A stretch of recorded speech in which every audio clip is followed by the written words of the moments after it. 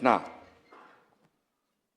जिल्हा परिषदेच्या निवडणुकीच्या अनुषंगाने या ठिकाणी जी आपल्या समोर मांडलेली आहे त्याचा मी देखील साक्षीदार आहे।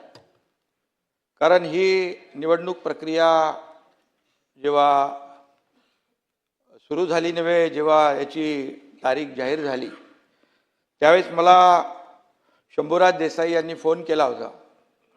मकरंद पाटील पण तिकडे होते आणि ते म्हणाले की 2 मतदार जे आहेत त्या मतदारांवर कधी काळातला पूर्वीचा 5-10 वर्षाचा कुठला गुन्हा काल 1 दिवस आधी दाखल केलेला आहे आणि यांना अरेस्ट करणार आहे।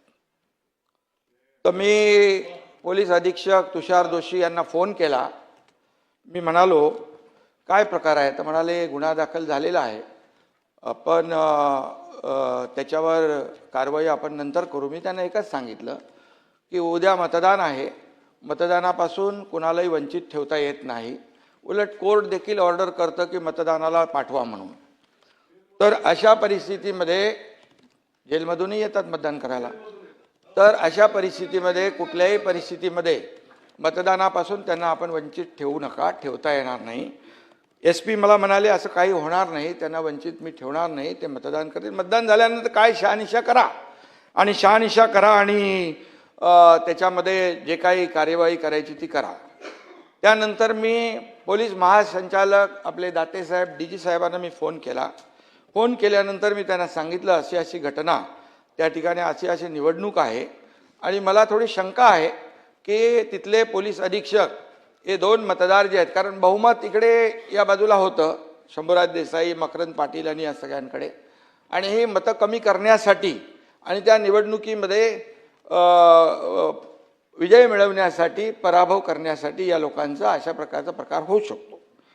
तर DGनी त्यांना फोन केला आणि DG मला म्हणाले, मी त्यांना फोन केला, मी तुषार जोशी यांच्याकडे खात्री देखील केली की मला DG साहेबांचा फोन आलेला आहे आणि मी कुठल्याही परिस्थितीमध्ये अशा प्रकारचं याला मतदानापासून आमचे लोक थांबवणार नाहीत। मी त्यांना सांगितलं तुमचे लोक तिकडे गेटवर थांबलेले आहेत अशी आमच्या लोकांनी माहिती दिलेली आहे, तर तुम्ही त्यांना सूचना द्या, इन्स्ट्रक्शन द्या की मतदान झाल्यानंतर तुम्हाला जी काही कार्यवाही करायची ती करू शकता तुम्ही, परंतु मतदानापासून वंचित ठेवणं हा गुन्हा आहे आणि मतदानापासून वंचित ठेवणं हा लोकशाहीचा खून आहे आणि लोकशाहीचा गळा घोटण्याचं काम बिलकुल करू नका, अशा प्रकारचं मी त्यांना सांगितलं।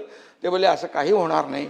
परंतु त्यानंतर मीडियामध्ये देखील मी पाहिलं, शंभूराज देसाईंनी स्वतः सांगितलं, म्हणजे मंत्री का गेले तिथे?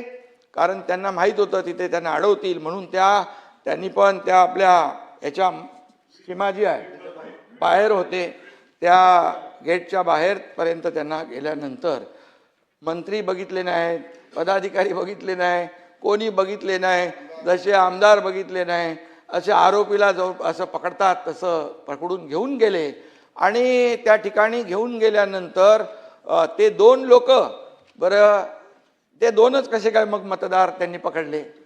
2च मतदार जे आहेत ते त्यांना घेऊन गेले आणि त्यांना निवडणूक, मी पुन्हा फोन केला त्यांना DGंना, DG म्हणाले असं होणार नाही। मी बोलला होणार काय नाही, निवडणूक पूर्णपणे पार पडते तिकडे, निवडणूक पार पडल्यानंतर तुम्ही त्यांना सोडून काय उपयोग आहे?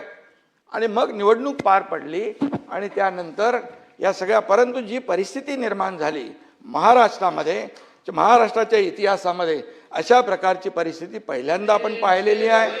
कारण कुठल्याही परिस्थितीमध्ये अशा प्रकारची परिस्थिती मतदानापासून वंचित ठेवणं हे आतापर्यंत इतिहासामध्ये पहिल्यांदा आहे आणि त्यामुळे मला जे माहिती होतं ते आणि मी त्यांना फोन केले होते म्हणून मी तुमच्या निदर्शनास।